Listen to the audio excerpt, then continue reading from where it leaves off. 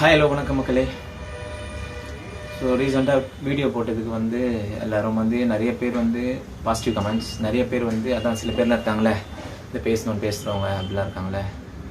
So எல்லாருமே யூடியூப்னு வந்துட்டால் பேச தான் செய்வாங்க. அதுக்காக தான் நம்ம வீடியோ போடுறோம், அதுக்காக அந்த பார்க்க தான் செய்கிறாங்க. அதனால் பேசுறதுனால நம்ம அதை ஒரு பெருசாக எடுத்துக்கிட்டு இது பண்ணக்கூடாது.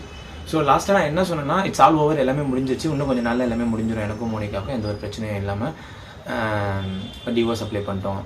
இதில் எனக்கு குத்து மதிப்பாக வந்த கமெண்ட்ஸ் எல்லாமே பார்த்தீங்கன்னா நிறையா படிக்கலை. சிலதுலாம் நல்லது கமெண்ட்ஸ் மட்டும் எடுத்துக்கினேன். சரி ஓகே, நம்ம இஷ்டம் நம்ம சொல்ல வேண்டியது, ஏன்னா அவங்களால எதுவும் நமக்கு ஆக போகிறது இல்லை. இப்போ நீங்கள் நினச்சிங்கன்னா நான் மோனிகா வீட்டில் பேசி எங்கள் வீட்டில் பேசி அப்படிலாம் எதுவுமே இதுக்கு மேலே நடக்க போகிறது கிடையாது. ஓகேவா? என்னை விட அவங்க ஸ்ட்ராங்காக இருக்காங்க. இப்போ நான் திருப்பியும் அவங்க மேலே போடணும் இல்லை, நான் இதுலேயே சொல்லிட்டேன், இதுக்கு மேலே நான் அவங்கள பற்றி பேச மாட்டேன். இப்போ கமெண்ட்ஸுக்கு ரிப்ளை அவ்வளோதான், வேறு ஒன்றும் இல்லை.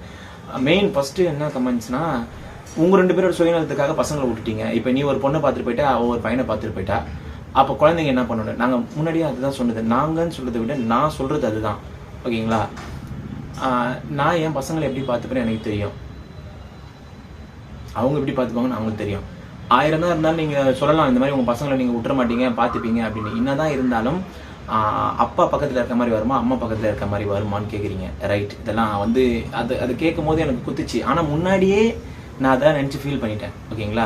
என் ஜெஃபி மேக் என்னை எப்போ கூப்பிடுறாங்களோ, இல்லை அவங்க என்னை எப்போ பார்க்க விடுறாங்களோ, இல்லை கோர்ட்டில் கேட்டு இந்த மாதிரி வாரத்துக்கு ஒரு நாள் பார்க்கணும்னு சொல்கிறாங்களோ, அப்போ என் முழு சந்தோஷத்தை கொடுப்பேன். ஏன்னா நான் ரொம்ப நொந்து போயிருக்கேன். ஓகேங்களா? இருக்கிற எல்லா பிரச்சனையும் என் தலைமையில தான் விழுது. எனக்கு மட்டும் ஏன் அப்படின்னு எனக்கு ஒன்றுமே புரியல. முன்னாடி எப்படி இருந்தனோ அப்படி இல்லை.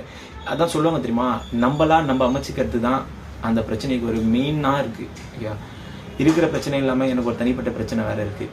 என்னை பொறுத்த வரையும் நான் சுகத்துக்காகவும் எதுக்காகவும் பெற்றுக்கல. குழந்தை ஆண்டவர் கொடுத்தது அது. ஆனால் எங்கள் மேலே தப்பு இருக்குது. ஓகேங்களா? லைஃப்பில் யாருமே அப்படி வாழாமலாம் இருந்தது கிடையாது. அப்பா கிட்ட குழந்தை இருந்துட்டா, அம்மா கிட்ட குழந்தை இருந்துட்டு எப்பயாவது பார்த்துக்கிறது. இருந்தாலும் நீங்கள் சொல்றது கரெக்ட் தான். குழந்தைங்களோட அரவணைப்பு, அப்பாவோட அரவணைப்பு எப்பவுமே குழந்தைங்களுக்கு தேவை. என்னதான் நீ போய் வாரத்தில் ஒரு நாள் பார்த்துக்கினாலும் டெய்லி பார்க்குற மாதிரி வருமா? நீ மொத்த சந்தோஷத்தையும் சனிக்கிழமையோ ஞாயிற்றுக்கிழமையோ நீ கொடுத்தா. ஆனால் டெய்லி இப்போ காலையில் ஜெஃபி வந்துக்கிறான் அப்பான்னு கத்தனும் போது 9 வருஷம் இருந்தீங்களே, இதெல்லாம் எனக்கு தனிப்பட்ட மெசேஜாக வந்தது. நான் சொல்லிடுறேன். ஓகே, எதையும் மறைக்கக்கூடாதுல. நீங்கள் கேட்பீங்க, இவ்வளோ ஓப்பனாக பேசுறீங்களே, இப்போ உங்கள் கூட இருக்கவங்களை எதுவும் கேட்க மாட்டாங்க. அவங்க ஃபுல் சப்போர்ட் எனக்கு. ஓகேங்களா? அவங்க இந்த விஷயத்தில் தலையிட மாட்டேன்னு முன்னாடியே சொல்லிட்டாங்க. அவங்களால எந்த பிரச்சனையும் இதில் வராது. ஸோ எனக்கு கஷ்டமாக தான் இருக்குது. நான் அவங்க கூட இருந்த ஒரு நாளும் சொல்லுவேன், இருக்கிற ஒரு நாளும் சொல்லுவேன், இதுக்கு மேலே இருக்கிற ஒரு நாளும் சொல்லுவேன். ஏன்னா நேற்று ஜெஃபி இந்த மாதிரி பண்ணுவான், காலையிலேருந்து தூங்க விட மாட்டான், மேக் இந்த மாதிரி பண்ணுவான். இதெல்லாம் எனக்கும் கஷ்டமாக தான் இருக்கும். ஓகேவா? ஸோ 2 பேருக்கு செட் ஆகலை, அதனால் வெளியே வந்துட்டோம். அதுக்காக நாங்கள் பிள்ளைங்களை விட்டு எங்கேயும் போயிட மாட்டோம். திருப்பி நாங்கள் தான் வந்து தவிர நான் எங்கேயும் போயிட மாட்டேன். அதுக்காக தான் அப்படின்னு பார்த்தா எனக்கு கம்ப்ளைண்ட் ஆகி பிரச்சனை ஆகி ஏதோ நான் பெரிய பிரச்சனை பண்ணிட்ட மாதிரி இந்த ஊரை விட்டே போ அப்படின்லாம் சொல்லுவாங்க. நான் அந்த மாதிரிலாம் எதுவுமே பண்ணல. எப்படி நான் மற்றவங்களுக்காக போகிறேனோ இல்லையோ, என் பிள்ளைங்க விட்டு நான் எப்படி போக முடியும்? என்னால் போக முடியாது. எனக்கு கிடைக்கிற கேப்பில் நான் அவங்க பைக்கில் அவங்க அம்மா கூட போனாங்கன்னா பார்ப்பேன், சந்தோஷப்படுவேன். அவங்க இன்னும் அவங்களுக்கு விவரம் தெரியல. விவரம் தெரிஞ்சிட்ட பிறகு என்கிட்ட நல்லா பேசுவாங்க, நம்பிக்கை இருக்குது. ஸோ அந்த நம்பிக்கையை எங்கள் வீட்லேயும் எனக்கு கொடுத்துருக்காங்க. ஆம்பளை பிள்ளை தானே பெற்றுட்டு அதனால இவ்வளோ தெய்வலத்தான் பேசுகிற. எந்த புள்ள பெற்றாலும் அது நம்ம பிள்ளைங்க. நான் அவங்கள பார்த்து 2 மாதம் ஆகுது. இப்போ நீங்கள் சொல்லுங்க 2 மாதமாக பார்க்காம இருக்க உனக்கு இவ்வளோ சீனான்ட்டு. காலத்தின் கட்டாயம் சூழ்நிலை. எனக்கும் மோனிகாவுக்கு இருக்கிற பிரச்சனை பெரிய பிரச்சனையாக ஆகுது. ஆனால் அதனால சரி ஸ்டேஷன்லேயே சொல்லிட்டாங்க, பிள்ளைய பார்க்கக்கூடாது, வேணும்னா கோர்ட்டில் போட்டுக்கோங்க. சரி ஓகே, கோர்ட்டில் போட்டு என்னால் பார்க்க முடிஞ்ச வரையும் நான் பார்த்துக்கிறேன். அது என் உயிர் இருக்கிற வரையும் என் பிள்ளைங்களை விட மாட்டேன். இப்பயும் சொல்கிறேன், நான் என்னை சமாதானப்படுத்திக்க சொல்ல, இதுதான் நடைமுறை உண்மை. எனக்கு வந்த சப்போர்ட்டாக தான், எனக்கு சொல்கிறதும் அதுதான். சரிங்களா? அவங்க இப்படி நினச்சி அவங்க அம்மா கிட்ட ஒரு வார்த்தை சொன்னால் கூட நான் அந்த டைமில் போய் அங்கே நிற்பேன். அது நைட்டு எத்தனை மணிக்கு அதில் அவங்க ஒத்துக்குனா போய் நிற்பேன். என் முழு சந்தோஷத்தை கொடுப்பேன் அவங்களுக்கு.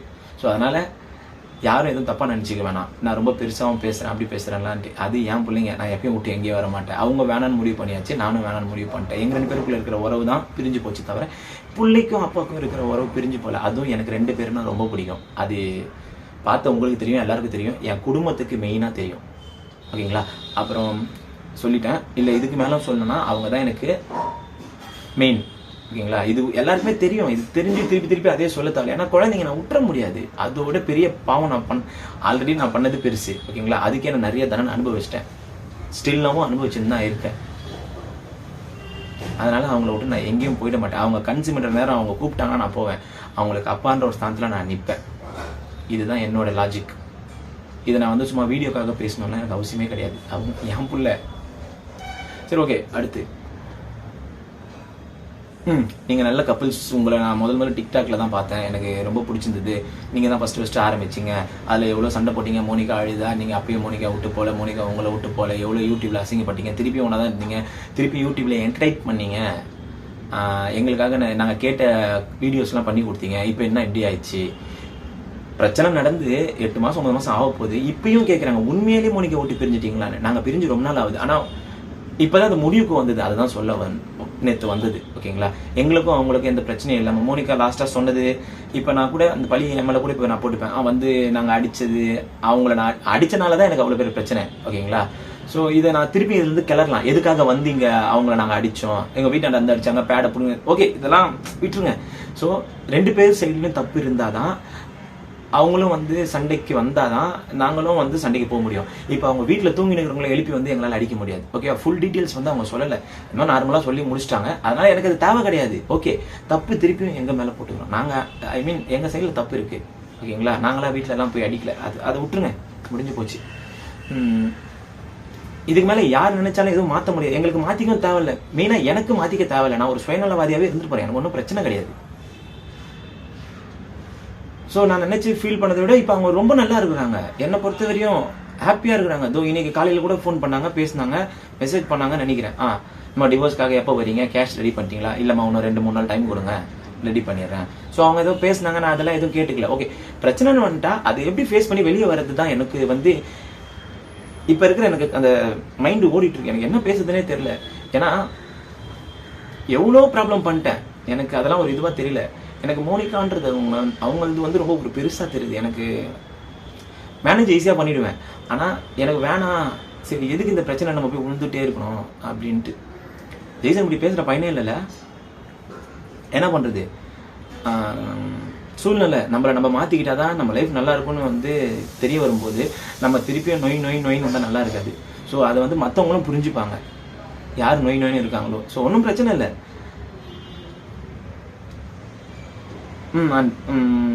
ஓகே, இதுதான் நான் அதுலேருந்து வெளியே வரணும்னு ஆசைப்பட்றேன். எனக்கு அவங்க ஆசைப்படுறாங்களோ நான் ஆசைப்பட்டனும். ஏதோ ஒன்று நடந்துச்சு. அவங்க போடுறேன்ட்டாங்க, ரெடி ஆகிட்டாங்க. கேஷ் மட்டும் இப்போ என் சைட்லேருந்து பெயிண்டிங்கு. அப்புறம் அவங்க சேர்ந்து அட்வொகேட் எது ஊருக்கு போயிருக்காங்கன்னா வந்தோடனே எல்லாத்தையும் கொடுத்து முடிச்சுட்டு எதுவோ தெளிவாக பேசிடுவாங்க. அவங்க சைடு நமக்கு தேவையில்லை. ஓகேவா? அவங்க நிம்மதியாக இருக்கணும்ன்ட்டு அவங்க ஆசைப்படுறாங்களோ இல்லையா நான் ஆசைப்படுறேன். ஏன்னா அவங்க லைஃப்பை நான் ஏமாத்திட்டு வெளியே வந்துட்டேன். அதுக்கப்புறம் அவங்க கஷ்டப்பட்டாங்கன்னு சொல்கிறாங்க. ரைட், எல்லாம் ஐநோ. என்னால் அவங்க கஷ்டப்பட்டாங்க. அவங்களால நான் ரொம்ப கஷ்டப்பட்டேன். ஸ்டில் நவ் என்னால் எந்த ஒரு எதுவுமே யோசிக்க முடியாமல் ஒரு நிலைமையில ஒரு மூலையில் தள்ளப்பட்டிருக்கேன். என்னால் என் குடும்பம் கஷ்டப்படுது. ஸோ இதுலேருந்து நான் ஒன்று என்ன யோசிச்சேன்னா, ப்ராப்ளத்தை முடிச்சா உன்னால உன் குஷ்டம் வருது, உன் குடும்பம் கஷ்டப்படாது. ஸோ அதனால நான் ப்ராப்ளத்தை முடிக்கிறதுக்கு தான் வழி தேடுறேன். 2 முடிஞ்சிச்சா? 3வது அதான். எல்லாம் நிறைய பேர் வந்து சப்போர்ட் பண்ணீங்க. ஓகே, இப்போதான் கரெக்டான முடிவு எடுத்திருக்கேன். இதை நாங்கள் முன்னாடி இருந்தே சொன்னோமே டிக்டாக்ல இருந்து. 2 பேர் சீன் போடுதுங்க, இதுங்களாம் எப்படி எப்படின்னு சொன்னோமே அப்படின்னு. சரி, ஓகே, எனிவே பிரிஞ்சுட்டீங்களா? உங்களோட டிசிஷன் எடுங்க, அவங்க டிசிஷன் அவங்கள்டும். இது ஒன்று. அப்புறம் 3வது 4வது வந்து அப்பா இப்பயாவது மோனிகாவை நிம்மதியாக விடு. இது வந்து என் மேலே ஃபுல்லாக போர்ட்ரேட் பண்ண மாதிரி என்ன நானே இது பண்ணிக்கிறேன். மோனிகாவை நிம்மதியாக வாழ விடுங்க, அவங்க லைஃப் நல்லா இருக்கும். ஏதோ அவங்க பக்கத்துலேருந்து பார்த்த மாதிரி சொல்கிறாங்க. ஓகே, ரைட் மேடம், நான் உங்களை நோண்டல, நீங்கள் நிம்மதியாக இருங்க. இப்பயும் நான் அதுதான் சொல்கிறேன். என் சந்தோஷத்தை விட அவங்க சந்தோஷம் எல்லாருக்குமே முக்கியமாக போச்சு. எனக்கு முக்கியமோ இல்லையோ, ஏன்னா எதுவுமே தேவையில்லை, எல்லாமே ஃப்ரீடமாக விட்டுருவோம். ஸோ நீங்கள் சொன்ன மாதிரி நான் மோனிகாவை நோண்டலாம் இல்லைங்க. இது ஸ்டில் வரையும் நான் நோண்டா, இதுக்கு மேலே நோண்ட மாட்டேன். அவங்க லைஃப் அவங்க பார்த்துட்டு போகிறாங்க. ஓகேவா? ஸோ நெக்ஸ்ட்டு நீங்கள் சொன்ன மாதிரி நான் எதுவும் நோண்ட மாட்டேன். நான் நோண்டத்துக்கு வாய்ப்பே கிடையாது. ஒருத்தன் இறங்கி வந்து பேசுகிறான்னா அவன் கோலை கிடையாது. அவனுக்கு நிம்மதி தேவை லைஃப்பில், அவ்வளோதான். அடுத்து ஏதோ சொன்னாங்க, நிறைய இருக்குது கமெண்ட்ஸு. சில பேர் சொல்லுவீங்க நான் பண்ண கமெண்ட்லாம் பார்க்கலையாண்டி. நான் இருந்தது எனக்கு மெயின் அந்த பிள்ளைங்க பற்றி பேச வந்தேன், அவ்வளோதான். அண்ட் அப்புறம் மெயின் வந்து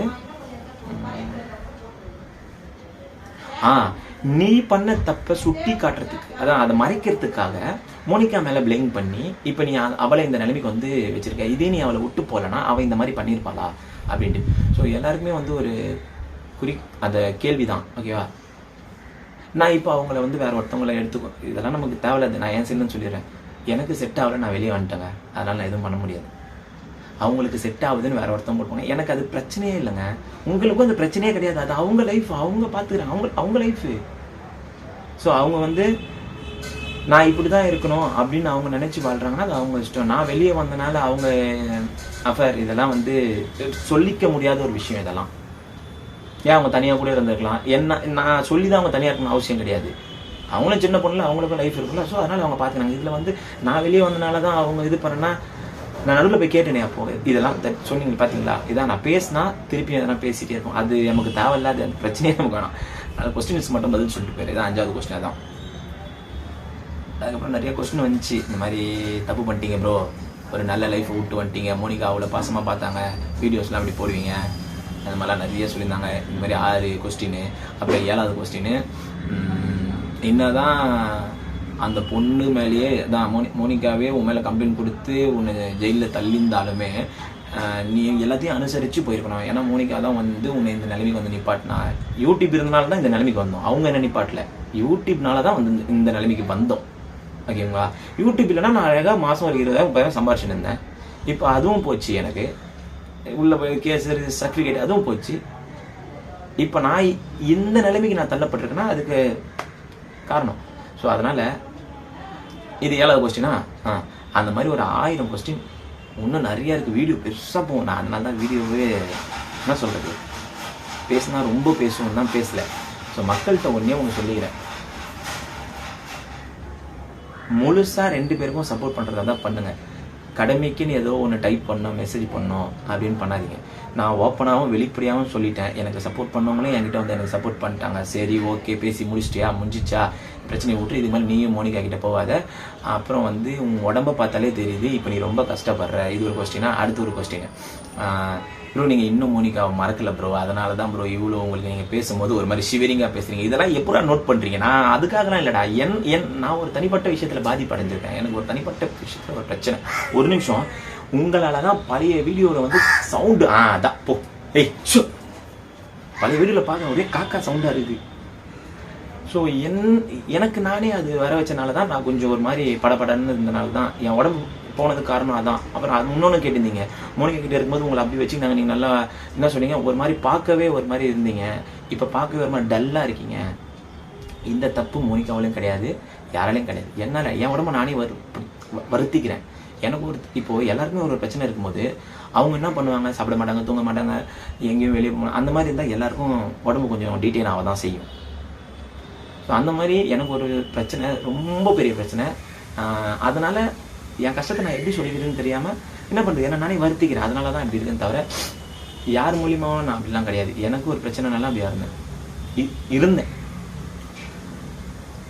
நல்ல லைஃப் அதெல்லாம் வந்து ஓகே, இதுக்கு மேலே அதை பற்றி நம்ம யோசிக்கவே முடியாது. எல்லாருக்குமே வந்து எல்லா லைஃப்பும் நல்ல லைஃப் தான். அதை நம்மளாக தான் மாற்றிக்கிட்டு வெளியே வருது. அந்த லைஃப் பிடிக்கலன்ட்டு, நல்லா இருந்த லைஃப்பை பிடிக்கலன்னு சொல்கிறேன், நீ என்ன முட்டாளான்னு கேட்பீங்க. நல்லா இருந்த லைஃப்பை பிடிக்கலன்னு சொல்லலை, எனக்கு செட் ஆகலை. வெளியே ஒரு மாதிரி நடிச்சுன்னு உள்ள ஒரு மாதிரி நடிச்சிங்களா என்னால் இருக்க முடியாது. ஏன்னா நான் சந்தோஷமாக எப்போவுமே சொல்லுவேன், அவங்க என்ன சந்தோஷமாக தான் பார்த்துனாங்க, நானும் அவங்கள சந்தோஷமாக தான் பார்த்துக்கினேன். இதுக்கு மேலே அவங்க யார் லைஃப்பில் போகிறாங்களோ அவங்களும் சந்தோஷமாக தான் இவங்க பார்த்துப்பாங்க. ஓகேவா? இப்போலாம் வந்து அவங்கள பற்றியே நான் பேசுறதுனால தான் எனக்கு எந்த பிரச்சனையும் வேணாம். இதுக்கு மேலே நான் தனியாக வீடியோ போடும்போது என்னை பற்றி நான் சந்தோஷமாக பேசிப்பேன், சம்மந்தப்பட்டவங்களை பற்றியும். ஓகேங்களா? வேறு எதனா கொஸ்டின் இருந்தால் கேளுங்க.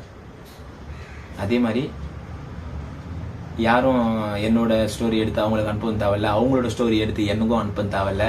எல்லாம் அவங்களே லைவாக பார்க்குறாங்க, நானும் லைவாக அவங்கள்ட்ட பார்க்குறேன்.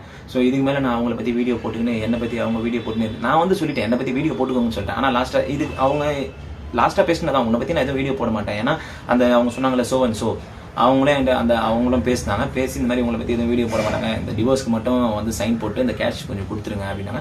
அதான் கேட்டேன், எந்த அட்வொகேட்டேப்பா, எங்கள் அட்வொகேட்டை வந்து பேசணும் அப்படி இப்படின்னு சொல்லி ஒரு லாஜிக்காக ஒன்று பேசி முடிச்சிருக்கோம். அவங்களும் கொஞ்சம் ரெடி பண்ணுறாங்க.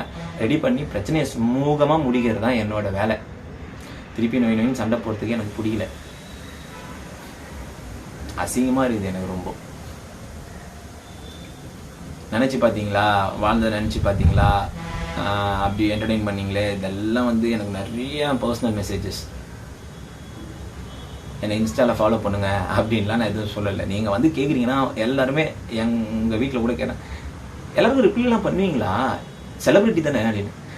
இன்னும் இல்லை, நான் பழைய ஐடி வச்சிருந்தேன். அப்போ கூட யார் பண்ணாலுமே யாருமே பெண்டிங் லிஸ்ட்டில் வைக்க மாட்டேன், எல்லாருமே மெசேஜ் பண்ணுவேன். ஏன்னா அவங்க ஏதோ கேட்க வராங்க, நம்ம பதில் சொல்லணும். அப்போ அவங்க நம்மளுக்கு பிடிச்சிருக்கனால தான் அவங்க நம்மகிட்ட கேட்குறாங்க. இப்போ வந்து என்ன பிடிச்சிருக்கனால கேட்கல, என்னதான் உங்கள் கதை அப்படின்னு கேட்கறதுக்காக மெசேஜ் பண்ணாங்க. எல்லாருக்கும் உட்காந்து முடியாமல் டைப் பண்ணி இல்லை வாய்ஸ் ரெக்கார்ட் அனுப்பி கூட பண்ணுறேன். இருக்கும் பாருங்க, ஜாக்கி ஜெய்சன் புதுவாக கொண்டிருக்கோம், அதில் கேளுங்க. ஏன்னா யூடியூப்ல போய் ஒரு தடவை கமெண்ட் பண்ணுறதுக்குள்ள வெறியாகுது. நீங்கள் தனியாக வந்து செப்பரேட்டாக கேட்டிங்கன்னா எல்லாத்துக்கும் பதில் சொல்லுவேன். ஸோ அவங்களோட மெத்தட் தான். அவங்க சொல்லுவாங்களே, உங்களுக்கு எதனா என்கிட்ட பேச தோணுதா வந்து டேரெக்டாக எனக்கு கமெண்ட் பண்ணுங்கள், மெசேஜ் பண்ணுங்கள், நான் பேசுகிறேன். ஸோ அதே தான் நான் சொல்கிறது தான் எப்பவுமே. ஸோ மக்களே, பசங்களை பற்றி எதுவும் பயப்படாதீங்க. நான் உங்களை கூப்பிட்டு வெளியே போகும்போது கண்டிப்பாக என் சைட்லேருந்து நான் விளாக் எடுத்து போடுவேன். ஆனால் இப்போ அவங்களுக்கு என் மேலே அந்த ஒரு பாசம் இருக்குமானு தெரில. ஏன்னா ரொம்ப என்னால் அவங்க ஃபீல் பண்ணிட்டுருப்பாங்க. ஆனால் நான் வந்து எப்பவுமே என்னால் மாற்றிக்க முடியாது. அவங்களுக்காக எப்பவுமே இருப்பேன். எனக்கான ஒரு குடும்பம் இருக்குல்ல, அவங்களுக்காக நான் கண்டிப்பாக வாழ்ந்தவங்கல்ல. ஹாப்பி நியூஸ் சொல்கிறேன்னு சொன்னல, இந்த பிரச்சனைலாம் மூடிட்டோம், கண்டிப்பாக சொல்கிறேன். ஓகேவா? Happy news. சரி மக்களே, பாய். என்னை பற்றி எதுவும் கவலைப்படாதீங்க. நான் இன்னும் கூடிய சீக்கிரத்தில் ரிகவர் ஆகிடுவேன். ஒரு மாதிரி பைத்தியம் பூச்சின்னு சுற்றி நிற்கிற போல நான் ஒரு பைத்தியக்கார மென்டல் மாதிரி. ஏய் போ ஏய் பா.